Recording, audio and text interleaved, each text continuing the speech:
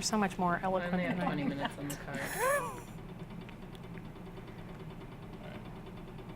Do you want another card? Are you good? You can explain why we did this together. Okay. So much more fun. It is. Go ahead and roll it. You can see that. Wow, I like those legs. It's fun. It's not reading it. Can you put it? How do you like our heater? Can you- I know. It's fine. That's not the best place actually to do the interview now that you said that. It's pretty loud. Is it eventually? So this is going to be your introduction, first and last name, the school we're at today, and the class that you taught. So I will let you start off. My name is Margie Dean. We're at Mount Rose Elementary, and I teach English language arts for 5th, 6th, and 7th grade. I'm Jody Westmont, and we are at Mount Rose. And I am special education for K-7, and today I pushed into a 5th grade ELA class. Okay, so let's go on to the first question.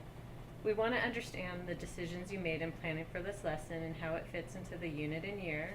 First question, how does this lesson connect to and build on students' prior skills and knowledge, what was taught before the lesson, and what will come after it? We have been working consistently on many skills that we're developing with our kids, and in this unit we are studying what led up to the American Revolution. So we last week watched a video, America, the Story of Us, and we analyzed events that led to the American Revolution. After that, we studied the concept of liberty to see if the students understood or could find proof of what liberty means to them and then relate it back to the American Revolution and the Story of Us. And then after we work on analyzing this poem, we are going to analyze 2 additional poems written from different perspectives.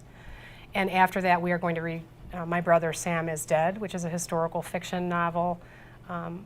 During the American Revolution, the story is told from a 10-year-old boy's perspective. So. And the nice thing about this lesson is that we're working in conjunction with social studies. They've been studying, they've moved through colonialism, and now they are working on, from that perspective, the Revolutionary War. So Margie and I wanted to look at pulling in some nonfiction, but then also supporting it with some fiction, and that's why we picked My Brother Sam is Dead. And in social studies, they're looking at the primary documents of like the Declaration of Independence and other things like that. And so we're working together to build that whole foundation of knowledge through different texts. Is the text used in this lesson part of a sequence of texts designed to build skills and knowledge? If so, please give an example of other texts that form this sequence. So yes, we pulled this song from, we have a unit that Angela Orr, who is our curriculum and instruction person for social studies, she has worked with a group of teachers to put together units, comprehensive units for different areas in social studies.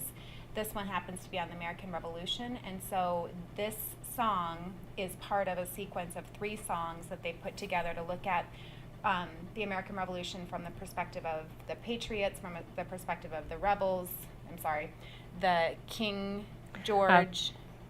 The Tories, the Patriots, and the British. And the British.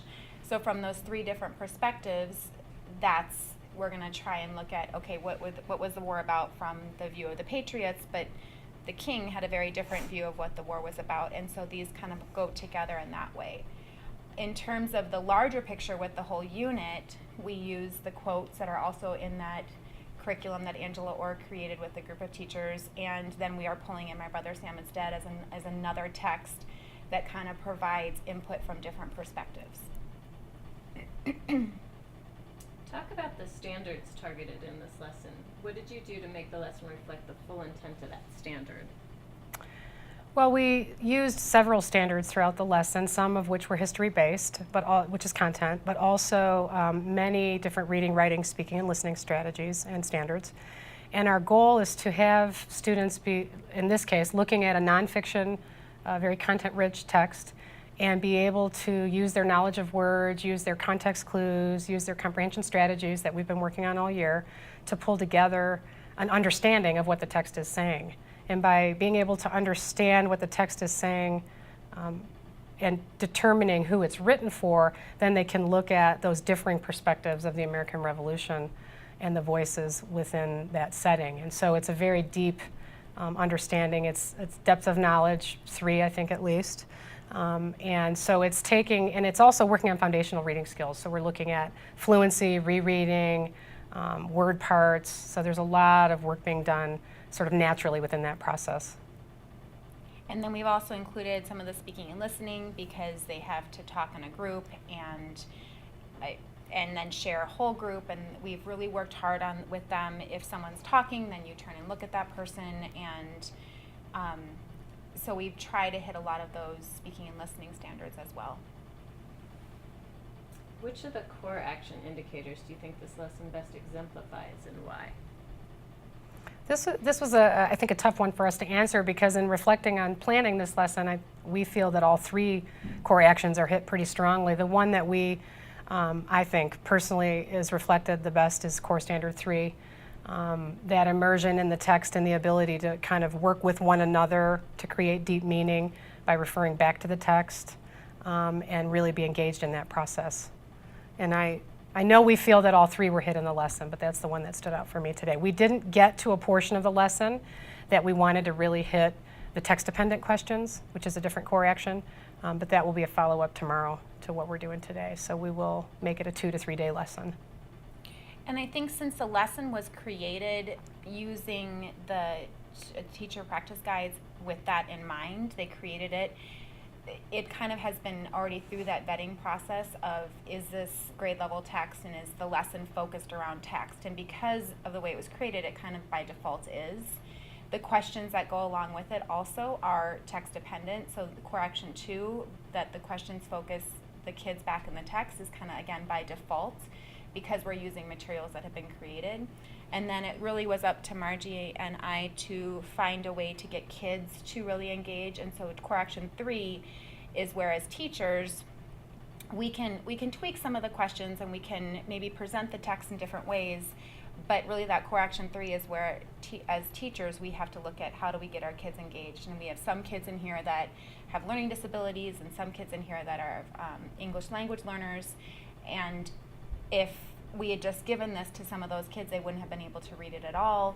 So how do we scaffold, how do we create the environment where they can be engaged? And I think that's where we focused when we were talking about the lesson plan planning, that's where we focused our attention. How does this lesson connect to and build on students' prior skills and knowledge? What was taught before the lesson and what will come after it? Well, I think it really speaks largely to digging into that consistent analysis of text, looking for proof from within the text, adding to prior knowledge from what we studied last week in terms of liberty, the American Revolution. I forgot the question. Well, kind of, because you've answered it. Let's move on to the shifts. Okay. So we're interested in how the shifts required by the CCSS are being incorporated into your instruction.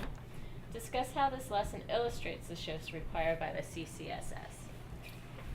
So when you're talking about the shifts, we can talk about the 6 shifts or the 3 shifts. And when you're thinking about the 6 shifts, one of them is that building a foundation of knowledge, building content knowledge around a topic. So one way that we've addressed that is we're working with our social studies teacher, and we are building knowledge in that class. We're building knowledge in this class all around the same topic of the American Revolution.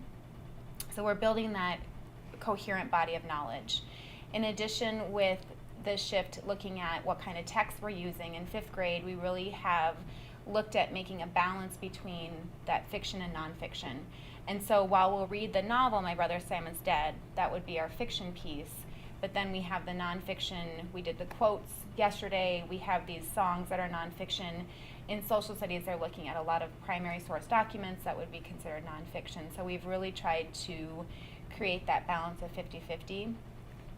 For the 3rd shift of text-dependent questions, I think, again, this was an easy one for us because the lesson was created by other teachers. So by default, the questions are text-dependent, and it's just something that I think we've had to be aware of that we don't want to take kids out of the text in our discussions. So even if, something does come up, for us not to veer down that path, but to try and stay centered in the text and try to say, okay, wait, let's go back to the text. What do you see? Give me evidence from the text. We've been working a lot this year on the text-dependent proving from the text that issue, so that's been a common sort of theme coming back to our work this year. But the other shift that I'd like to talk about is the one in which students are given an opportunity to use all of the language arts skills, the reading, the writing, speaking, listening, in a way that's very coherent and sort of natural. And I think this lesson and this series of lessons that we're doing really speaks to that. And by combining the work that we've done with our history teacher and looking at a fiction story, it's really an opportunity for kids to pull that content knowledge and look at it from a person's perspective and someone their own age, which I think is very meaningful. But in order to do that effectively, I think we both work very hard at trying to make that very natural but deeper consistently. So this really gives us an opportunity to do that.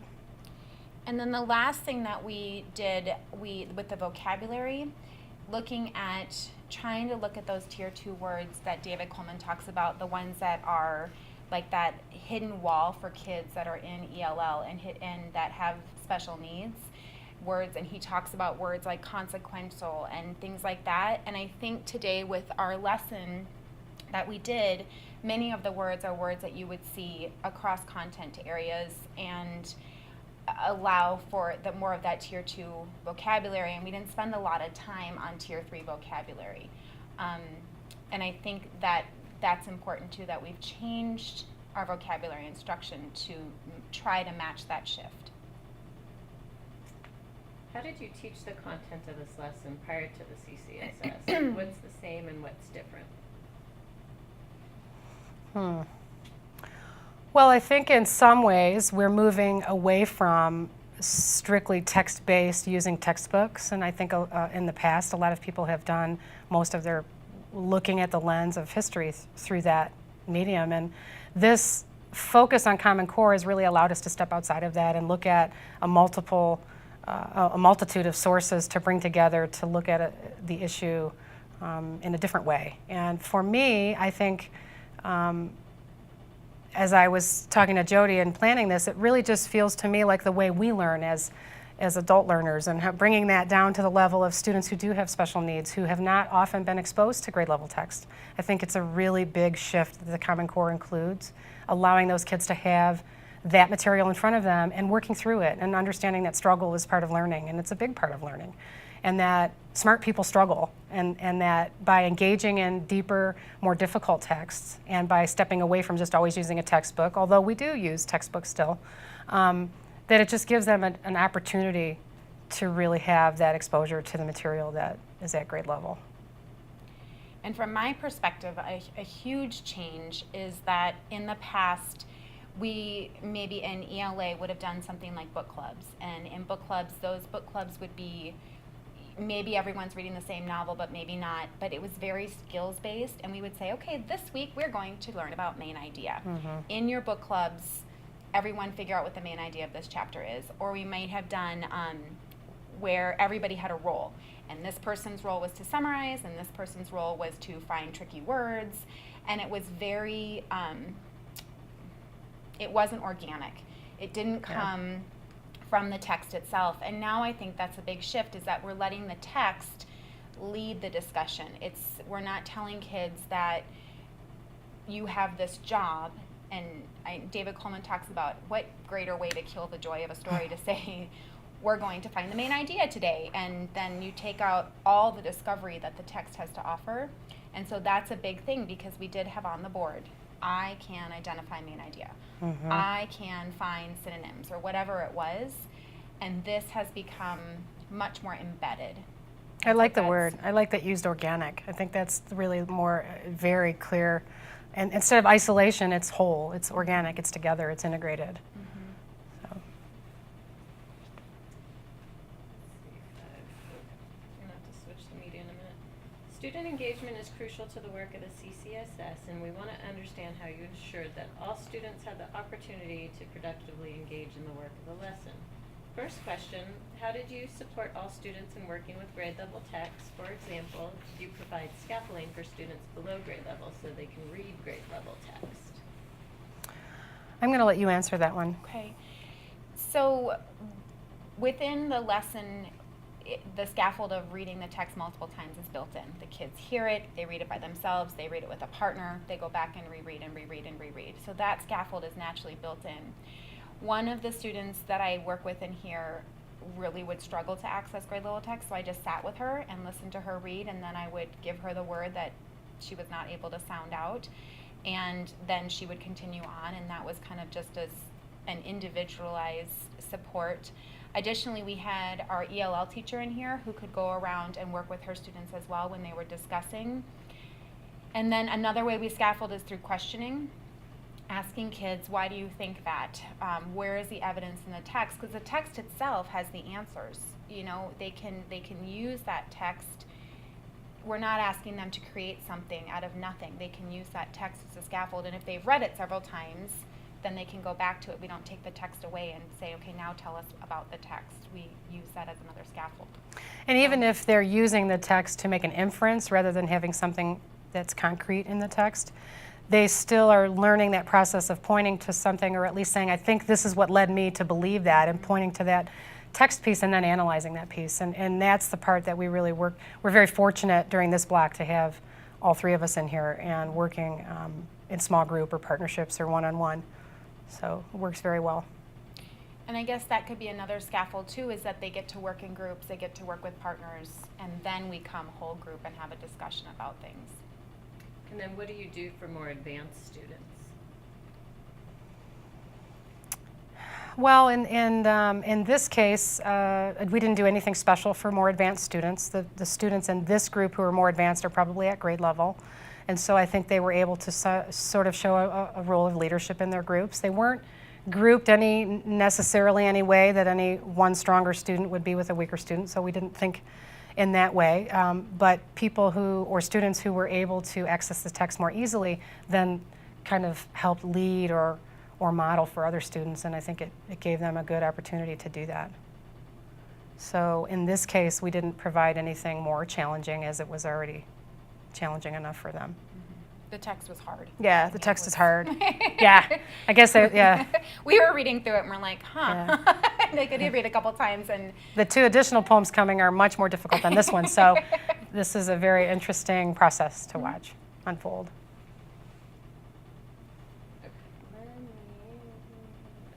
Let me switch.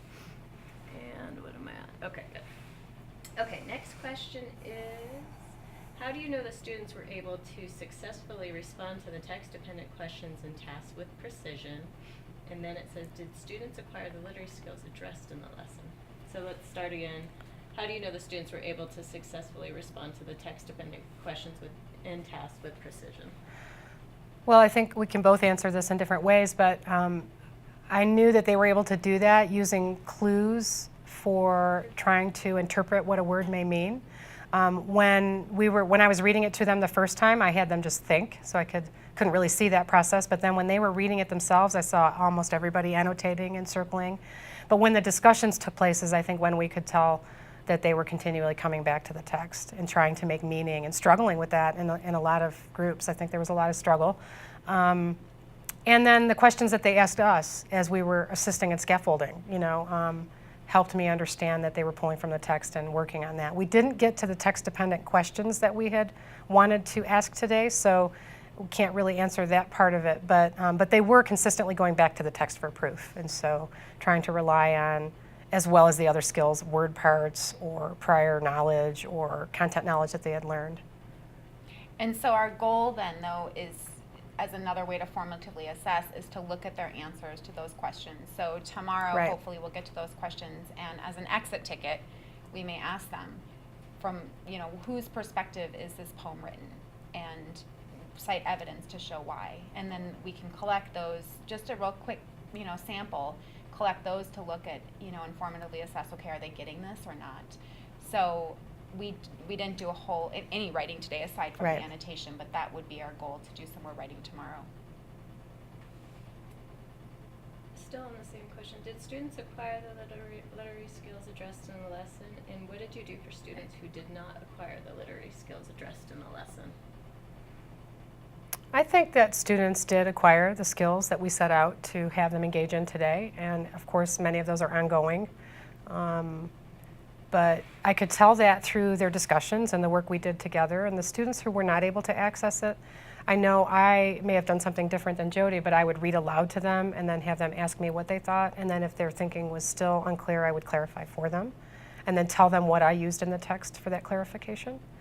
And then in some cases just have discussion with them on what they were thinking and trying to look at things in small parts and then adding it together to the entire stanza of the poem or paragraph to kind of see if they were getting the overall picture of that idea, and then moving on to the next stanza. So a series of different conversations and or reflections.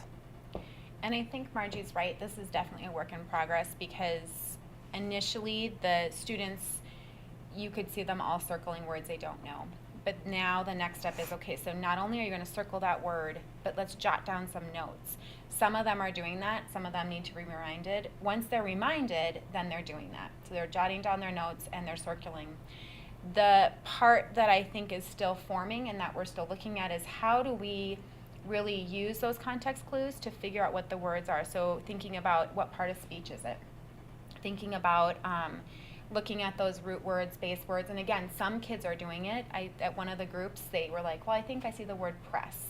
And then talking about, okay, what does that mean? And then Kenji was saying, dishonor, dis means not. But that skill is still being developed in all of them. So it's definitely ongoing, and I see great growth with them. The fact that they even read the thing by themselves and circled words and started to write things down is huge, because at the beginning of the year they wouldn't even just recognizing when they don't know a word and that it's okay is a huge undertaking for them, because they'll just read and they don't even know that they don't know the word. So it's an ongoing process. We're making growth, and we'll just continue with this work and see how they'll start to dissect words or start to think about parts of speech or look at the punctuation to see if that can help them. And that is definitely coming. It was very interesting to work with the group. We were working on bequeathed, and that there's just hardly any way to use context in the sentence that was used. And so Gilbert grabbed a dictionary, and as he was grabbing the dictionary, he said, I can't find it. And then Mia said, well, let me reread it, and here's what I think. And so it was just this really dynamic process of, and then the other students who were really struggling were just listening. And I think that's really what we're trying to get them to do naturally, is to engage in all those different processes, and for that to become natural for them. And I think thinking back to the beginning of the year and thinking how far they've come, and now even knowing when they don't understand something is huge. It sounds small, but it is huge. And for them to then begin to be more comfortable talking about what they don't know, and even after all the work they do, still saying, I don't know. It's a really important process to that learning cycle. And something else that you mentioned that I think is important is knowing when to use your tools. There were 2 people that went to a dictionary, which is again huge, that they initiated using that tool. And we don't necessarily want them to go to the dictionary right away, because you might not always have a dictionary with you. But to realize we have this kind of litany of things that we can try, and one person will. And when that doesn't work, what do we do, you know? I know. Can you That's pick it. up? Yeah, well, so that, you know, we have this list of things that we can do when we come to words we don't know, or when we're trying to make meaning of a sentence or a paragraph, and it coming to the forefront of their knowledge, so that they're comfortable using all those things kind of simultaneously. Like, I don't know this word, I can do this or this or this. Right. And it's coming, because we saw And that. making the transition from that being the first thing they do to that being the Yes. last thing they do is really great to see that, because then that's showing you that all that thinking is taking place first. So. Last 2 questions. Can I take a break here and tell my sub what to do with my kids? Yeah. Okay. Okay, so we're still on this set of questions, but the next one and the last one of this group is, which behaviors from correction 3 did the students best exemplify in this lesson? I think I just need to remind Can I look at myself. this? Yeah, can we look at that? All right, give it a pause. Okay, cool.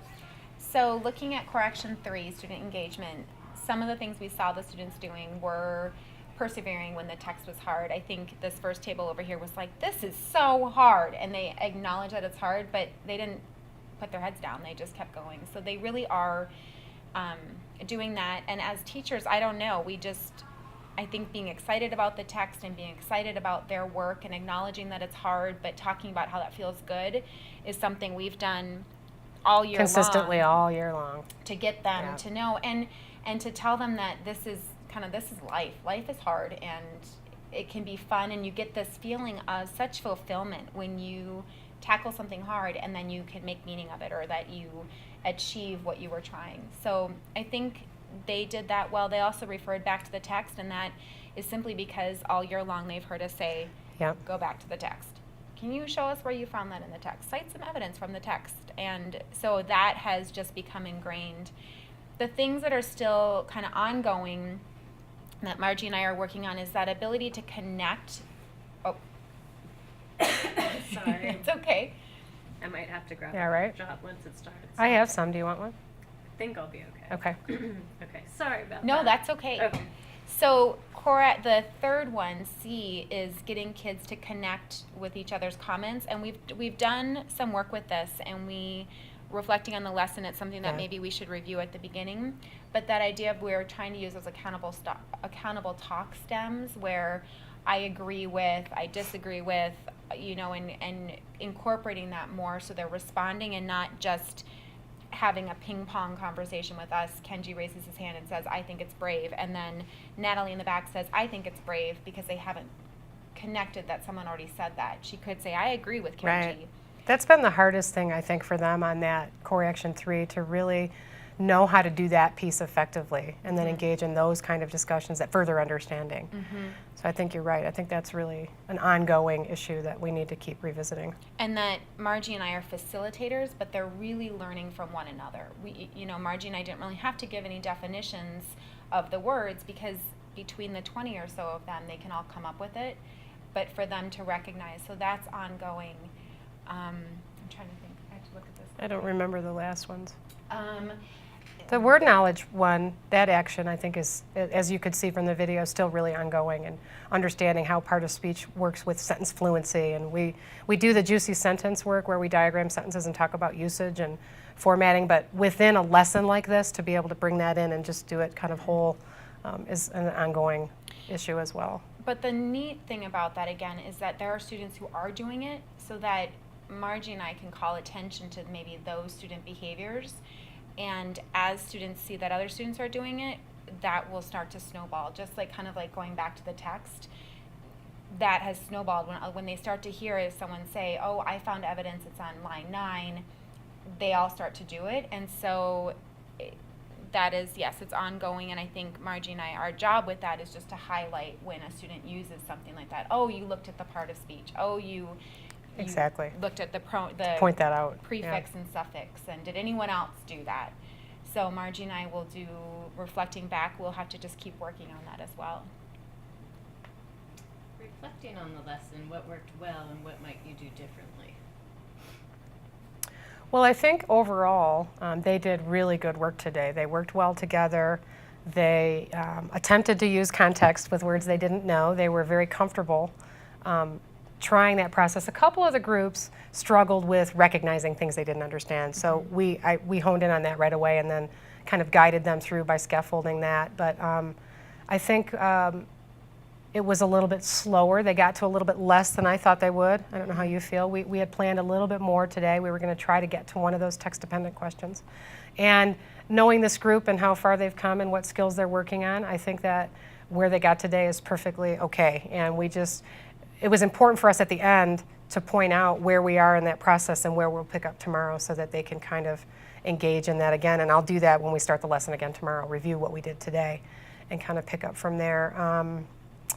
I didn't really see anything that didn't go well. I think there were a couple situations where students were struggling with staying involved in their group, and I think we caught that, and just kind of reframing and giving them purpose to refocus.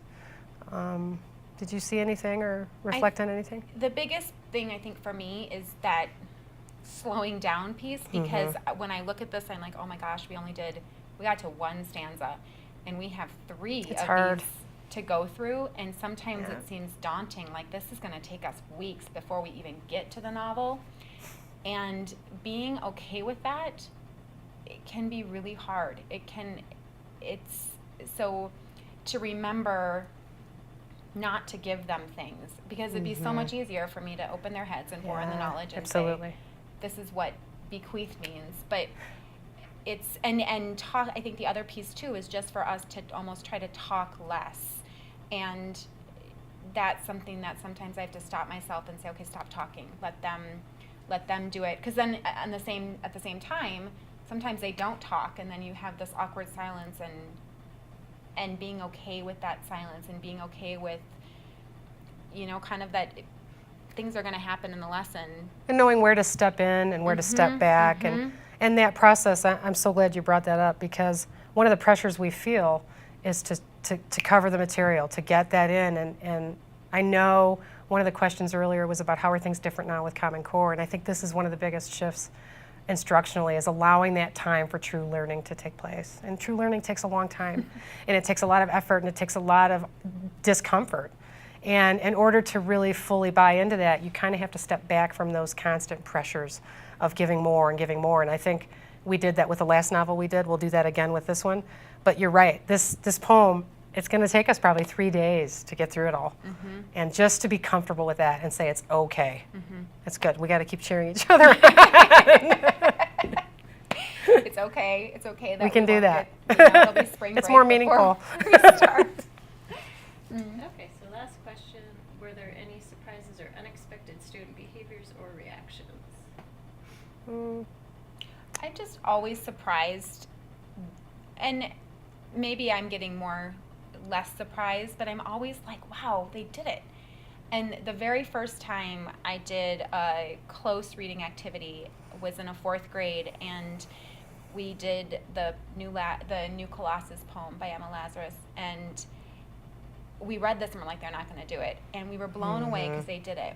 And every time we ask kids to do something hard, I'm constantly reassured or amazed that, my gosh, they did it. Like, they got that this first stanza is about calling people to come together as Americans. And stand up. Yeah. And they did it. And the poem was hard. And with the right scaffolding, the right, interventions when they need it, they can do it. And I think even, so I'm losing my train of thought a little bit, but with students in special ed, I think it's so important for them to be in this room, because they're making meaning, as opposed to if I pull them out, they're missing all of that. And so that's something that is continually brought to the forefront of my mind, that they do so much better in this classroom, where they're learning from their peers and their engagement is so much higher when they're a part of this group. So that's something else that is continually reinforced. It's, the idea that kids can do this, kids can get into hard text, and that even children that have disabilities or language difficulties can do this, and they learn from each other. And that is continually reinforced when we work together in these lessons. And to embrace that process. And I'm thinking of yesterday when we did the Liberty concept lesson, and we were so excited because we condensed 2 full days into one lesson, and the kids got it. And we walked away thinking, wow, we just didn't think they were going to be able to do that quickly and that fully. And so to come into today's and then start that process again, having the faith from how well it went yesterday, just kind of brings that momentum forward. And it's a big shift for me, I think, as a teacher in the Common Core versus how we used to use the standards and do things in isolation. It's just so huge. It's huge. You are done. Did you want us to do the introduction? Let's just go for it. Oh, okay. Go ahead. Oh, hi, I'm Margie Dean. I teach 5th, 6th, and 7th grade English Language Arts at Mount Rose Elementary in Reno, Nevada. I'm Jody Westmont, and I teach kindergarten through 7th grade special education at Mount Rose Elementary School in Reno, Nevada.